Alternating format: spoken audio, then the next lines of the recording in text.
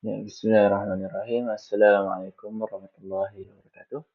Dan insyaAllah pada hari ini saya akan membicarakan tentang aspirasi dan hala tuju pendidikan.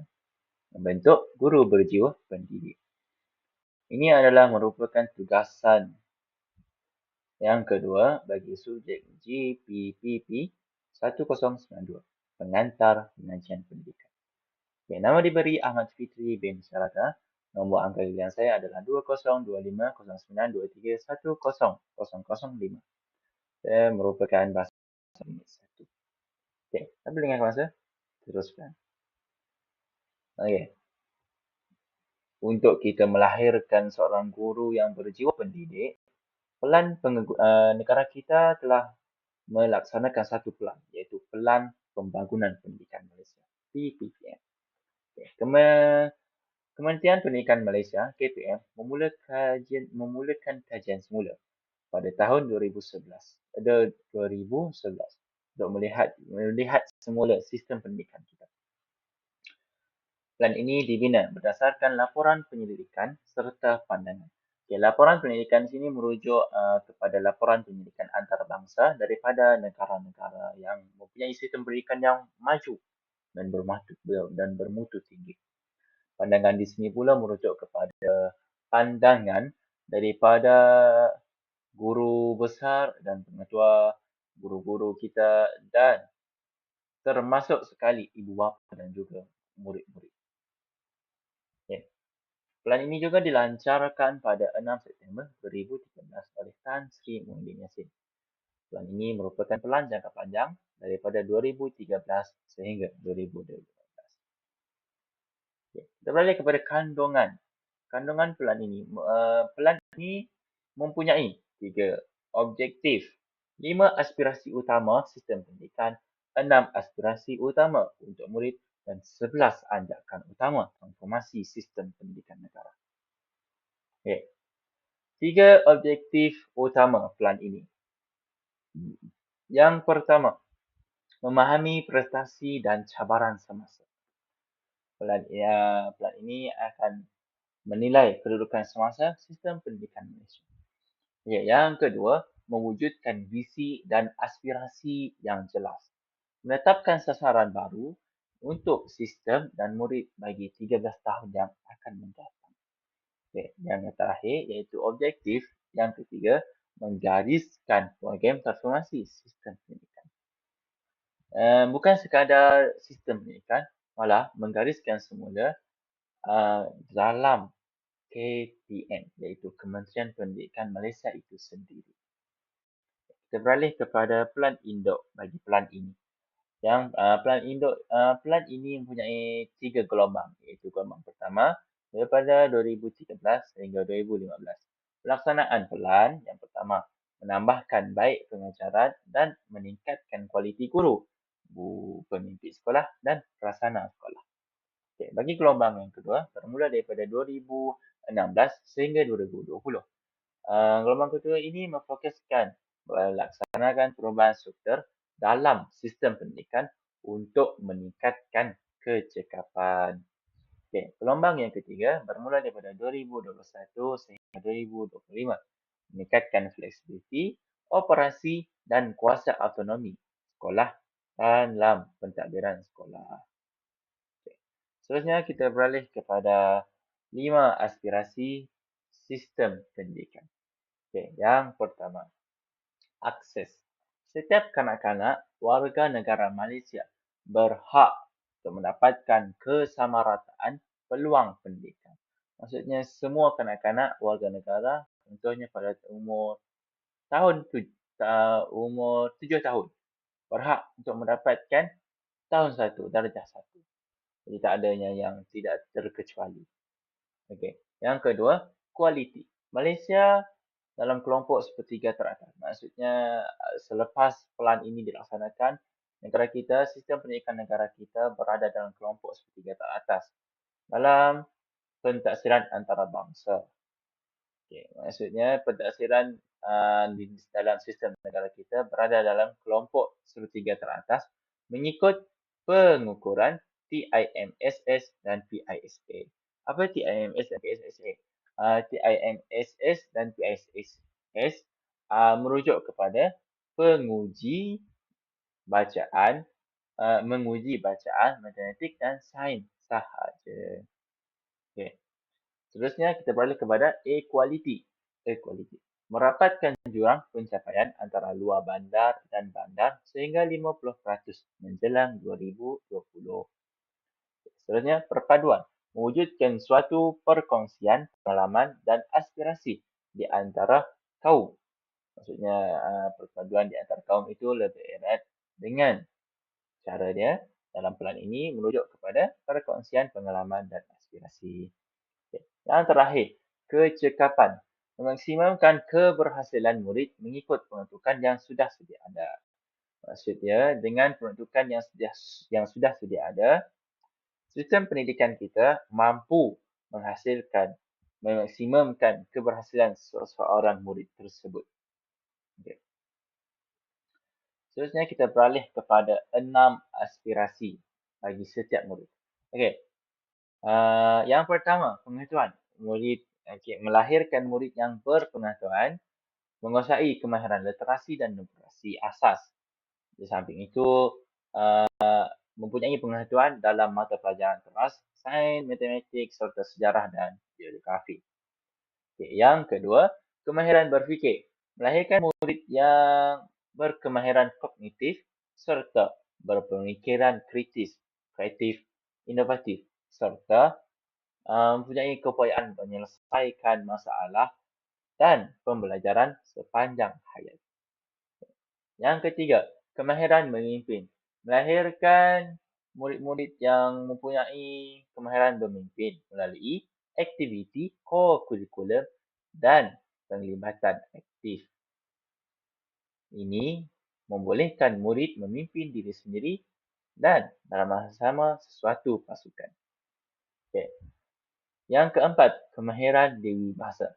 Murid menguasai bahasa Melayu sebagai bahasa kebangsaan dan bahasa Inggeris sebagai bahasa komunikasi antarabangsa dengan fasih, dan juga digalakkan untuk mempelajari bahasa tambahan. Contohnya bahasa Cina, bahasa Mandarin, bahasa Tamil dan lain-lainnya.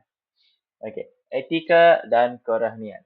Membentuk murid yang mempunyai standard moral yang tinggi, sasih terpuji dan agama yang kuat. Dan kita beralih kepada aspirasi yang terakhir, iaitu yang keenam, identiti nasional. Memupuk semangat patriotisme, perasaan tidak berbelah bagi terhadap negara dan berpegang teguh kepada rukun negara untuk perpaduan. Okay, seterusnya kita beralih kepada 9 bidang keberhasilan utama pendidikan. Okay, saya akan baca bidang keberhasilan ini bermaksud selepas pelan ini dilaksanakan adalah 9 hasil ini akan dinampakkan. Okay, yang pertama, memartabatkan profesion perguruan. Yang kedua, meningkatkan kualiti kepimpinan sekolah. Yang ketiga, meningkatkan kualiti sekolah. Yang keempat, memantapkan kualiti kurikulum dan pentadbiran. Yang kelima, meningkatkan penguasaan pelbagai bahasa, mengukuhkan penglibatan ibu bapa, sektor swasta dan masyarakat sebagai rakan kongsi dalam sistem pendidikan. Yang ketujuh, meningkatkan kesediaan murid untuk merebut peluang dalam pendidikan tinggi dan pasaran kerja. Yang ke-8, memperbaiki kecekapan dan keberkesanan pengurusan sumber. Yang ke-9, membina kemampuan serta keupayaan sistem penyampaian pendidikan. Jadi ini adalah 6 bidang keberhasilan utama pendidikan dalam pelan ini. Seterusnya kita beralih kepada 11 anjakan utama PPPM. Okay, ini adalah gambaran awal merupakan 11 anjakan. Okay, saya akan menerangkannya satu demi satu. Okay, anjakan yang pertama iaitu menyediakan kesamarataan akses kepada pendidikan berkualiti bertaraf antarabangsa. Okay, saya akan terangkan lebih lanjut. Menanda aras kemahiran membaca, matematik dan sains mengikut standard antarabangsa melaksanakan kurikulum standard sekolah menengah KSSM dan menyemak semula kurikulum standard sekolah rendah KSSR pada tahun 2017. Menambah baik peperiksaan dan pentaksiran kebangsaan dengan memberi tumpuan kepada kemahiran berfikir aras tinggi KBAT, meningkatkan kualiti pendidikan prasekolah serta mencapai 100% enrolment menjelang tahun 2020. Melanjutkan pendidikan wajib daripada 6 tahun kepada 11 tahun bermula pada umur 6 tahun serta disokong dengan program pengelakan dan latihan vokasional. Meningkatkan pelaburan sumber fizikal dan pengajaran khususnya bagi murid yang mempunyai keperluan khas. Jadi di sini kita tahu bahawa anjakan yang pertama ini adalah meningkatkan pendidikan kita sehingga bertaraf antarabangsa. Okey. Seterusnya kita beralih kepada ajakan yang kedua, iaitu memastikan setiap murid proficient dalam bahasa Melayu dan bahasa Inggeris. Dalam aspirasi jadi kita ada juga iaitu dui bahasa. Okay. Bagaimana kita melaksanakan ajakan ini? Okay. Yang pertama, memperkenalkan kurikulum bahasa Melayu yang seragam di peringkat sekolah rendah. Menyediakan program pemulihan intensif kepada murid yang memerlukan sebagai pengganti kelas peralihan. Kalau dahulu sebelum memulakan pelan ini kita ada kelas peralihan. Dalam bahasa lain dia adalah kelas bawahan lah, kita mengasingkan murid-murid yang tidak seberapa dalam satu kelas dan guru-guru akan lebih memfokuskan kepada mereka. Seterusnya adalah memperluaskan program Linus untuk merangkumi literasi bahasa Inggeris. Okay. Meningkatkan kemahiran bahasa Inggeris dalam kalangan guru serta memperluaskan pendedahan penggunaan bahasa tersebut. Dan yang terakhir, iaitu menggalakkan setiap murid mempelajari bahasa tambahan menjelang tahun 2025. Bahasa tambahan seperti yang saya terangkan tadi. Okey. Seterusnya kita beralih kepada anjakan yang ketiga, iaitu melahirkan rakyat Malaysia dengan penghayatan nilai. Okey. Dengan cara memperkukuhkan pendidikan sivik dengan menjadikan perkhidmatan komuniti sebagai syarat tamat persekolahan menjelang 2017. Memperkasakan pendidikan Islam dan pendidikan moral dengan memberikan penekanan kepada nilai dan falsafah agama utama. Mengembangkan potensi murid secara holistik melalui penyertaan wajib dalam satu sukan, satu kelab dan satu badan beruniform. Mengukuhkan dan memperluaskan REMOVE, iaitu Rancangan Integrasi Murid untuk Perpaduan lahir 2016 bagi menggalakkan interaksi antara sekolah, kaum dan latar sosioekonomi yang berbeza. Jadi cara-cara yang saya bacakan tadi adalah menunjuk kepada melahirkan rakyat Malaysia dengan penghayatan nilai. Semua cara tersebut ada nilai tersendiri, ada yang mengajar kita untuk memahami nilai-nilai tersebut. Nilai-nilai. Okey. Seterusnya kita beralih kepada yang keempat, iaitu transformasi keguruan sebagai profession pilihan. Okey. Ini lebih kepada kita, iaitu siswa guru IPG. Okay. Yang pertama, mengetatkan syarat lantikan guru supaya hanya graduan daripada 30% teratas dipilih melalui 2013. Meningkatkan kualiti CPD iaitu pembangunan profesional berterusan dengan memberi tumpuan kepada keperluan individu dan latihan berasaskan sekolah. Mengurangkan beban pentadbiran guru supaya guru dapat memberi fokus kepada tugas utama pengajaran, melaksanakan laluan kerjaya guru berasaskan kompetensi dan prestasi mulai 2016, menyediakan peluang kepada guru untuk memegang peranan kepimpinan, pakar pengajaran dan pakar bidang khusus. Membudayakan kecemerlangan profesional melalui kepimpinan rakan sekerja dan proses pensijilan menjelang 2025. Jadi ini lebih kepada mengangkat keguruan, mengangkat profesion guru sebagai profession yang sangat agung di negara kita. Okey. Seterusnya, kita melihat kepada anjakan yang kelima. Memastikan kepimpinan berprestasi tinggi ditempatkan setiap sekolah. Memperkenalkan kriteria pemilihan pengetua dan guru besar berasaskan kompetensi. Memperkukuhkan perancangan penggantian kepimpinan sekolah bagi memastikan kesinambungan kepimpinan yang berkualiti.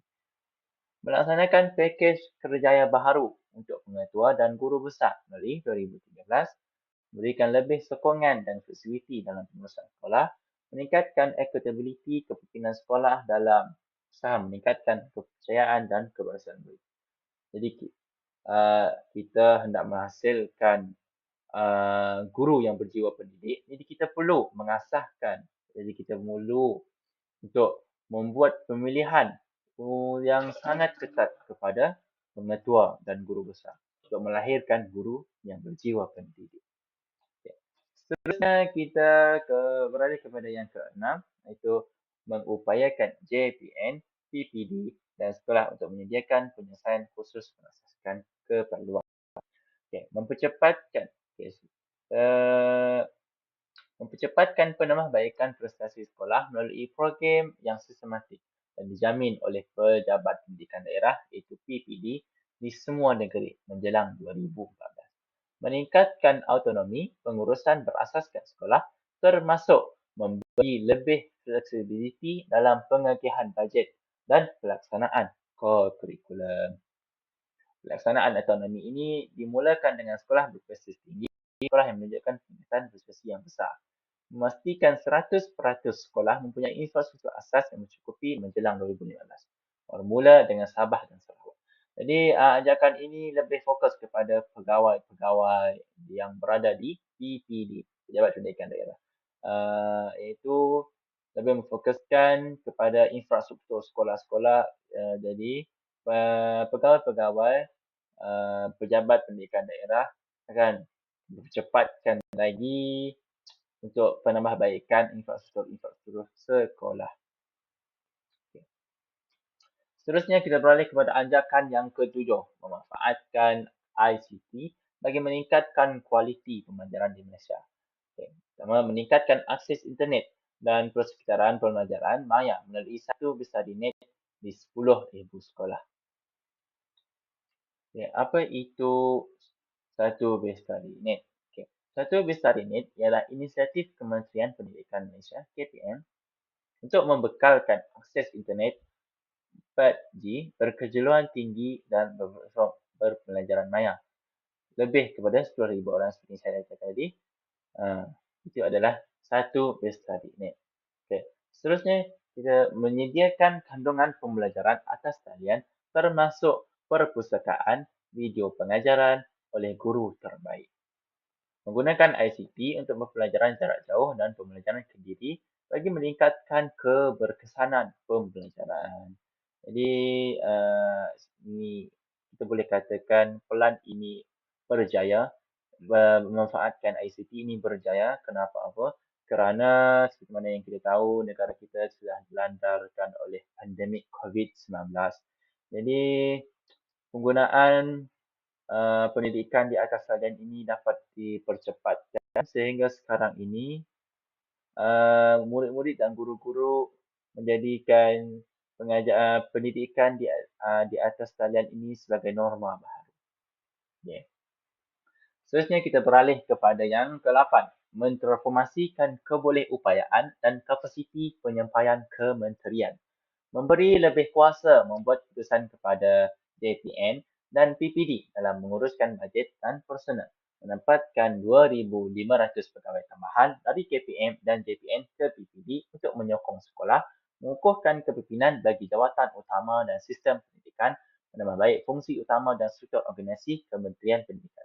Jadi ini lebih kepada untuk menambah baik kepada sistem pengurusan di PPD supaya sekolah-sekolah kita dapat ditambah baik dengan cepat, dapat diuruskan dengan lebih baik.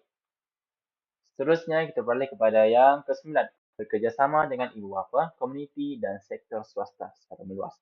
Menggalakkan penglibatan ibu bapa dalam pembelajaran anak melalui akses atas talian seperti SAPS. Dapatkan maklum balas IPG mengenai pelaksanaan kurikulum dan kualiti guru. Menyediakan 1,000 beasiswa sektor swasta kepada murid berbakat pada keluarga miskin, memperluaskan sekolah amanah kepada 500 sekolah menjelang 2025 dengan kerjasama alumni dan NGO. Jadi ini adalah mana yang kita tahu ini merupakan dalam 5 aspirasi tadi iaitu perpaduan antara ibu bapa, komuniti dan sektor swasta. Seterusnya kita beralih kepada yang ke-10 dan yang ke-11. Kita mula dengan yang 10, memaksimumkan keberhasilan murid bagi setiap ringgit. Mengaitkan setiap program pendidikan dengan keberhasilan murid yang jelas. Mengurangkan atau mensusulkan semula program yang kurang memberi impak. Mengagetkan prioritas kepada bidang paling kritikal seperti latihan dan peningkatan kemahiran guru. Jadi maksudnya di sini semua semua ringgit bagi setiap ringgit kita digunakan 100% untuk meningkatkan kemahiran guru dan murid supaya tidak ada pembazaran di situ. Okay, 11. Meningkatkan ketulusan untuk accountability awam secara langsung. Menerbitkan laporan tahunan awam mengenai kemajuan pelaksanaan PPPM, melaksanakan semakan komunikasi pada tahun 2015, 2020 dan 2025. Memastikan pelan pendidikan sentiasa relevan dengan mengambil kira maklum balas pihak berkepentingan dan perubahan sekitaran. Jadi ini yang terakhir ini adalah lebih kepada memastikan supaya pelan ini berjalan dengan lancar dan mencapai apa yang kita ingin, mencapai objektif pelan tersebut. Okay. Terakhirnya 11 anjakan tadi, maksudnya terakhirlah kita dalam pelan ini. Jadi saya akan menyatakan kesimpulan. Aspirasi dan hala tuju pendidikan Malaysia dalam PPPM bertujuan melahirkan generasi yang berkualiti dan berdaya saing. Sistem pendidikan diperkukuhkan melalui 5 aspirasi sistem pendidikan, 6 aspirasi murid dan 11 anjakan. Inisiatif ini membantu meningkatkan kualiti pendidikan secara menyeluruh ataupun holistik. Guru berjiwa pendidik memainkan peranan penting dalam merealisasikan aspirasi pendidikan negara. Komitmen guru dan penggunaan teknologi digital mampu meningkatkan keberkesanaan pengajaran dan pembelajaran. Usaha ini dapat melahirkan generasi masa depan yang cemerlang dan berpotensi tinggi. Dan akhir kata daripada saya, sebenarnya yang kita dapat lihat sekarang, semua siswa guru pendidik mahir dalam menggunakan teknologi digital adalah daripada impak daripada PPM ini. Jadi kita sepatutnya melihat kembali daripada PPM ini bahawa telah berjaya melahirkan guru yang berjiwa pendidik, iaitu kita sendiri, iaitu siswa guru IPG. Itu sahaja daripada saya. Sekian, wabillahi taufiq wal hidayah. Wassalamualaikum warahmatullahi wabarakatuh. Terima kasih.